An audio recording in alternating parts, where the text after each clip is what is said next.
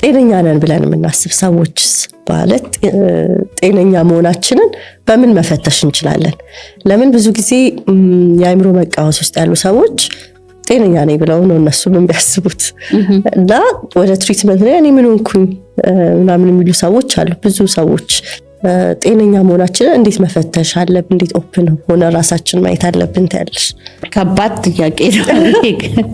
እንዴት አድርገን ነው? አንዱ ቀደም እንዳልኩት ይሄ ነገር ምን ያህል ቆየ? ለምሳሌ እየተጨነቅኩኝ ምን ያህል ቆየ?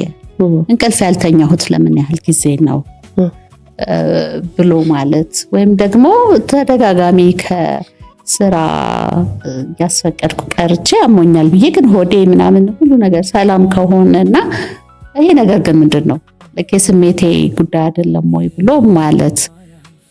ሌላው ግን በተለይ እነዚህ ሲቪር የሆኑ ሜንታል ሄልዝ ሲምፕተሞችን ብዙ ጊዜ ራሳችን ላናቃቸው እንችላለን። ሌሎች ሰዎች ናቸው ያንን የሚያዩት። በአብዛኛው እንግዲህ እንደሱ የሆኑ አእምሮ ጤና እክሎች እንዴት ነው የሚለዩት ብለሽ ብትኝ የምናቡ ዓለምና እውነታው የት ጋር እንደሚለያይ እየጠፋብን ሲሄድ ራሳችን መገመት ከቻልን ያንን እንግዲህ ጥሩ ነው። አንዳንድ ጊዜ ገጥሞኝ ያውቃል ራሱ ይሄ የትኛው እውነት የትኛው ህልም የቀን ህልም እንደሆነ ግራ ገባኝ የሚል ሰው ብዙ ሰው የለም።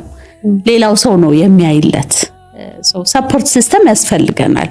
ጓደኛ የሌለው፣ ቤተሰብ የሌለው፣ ኮወርከር የሌለው ሰው ይቸገራል።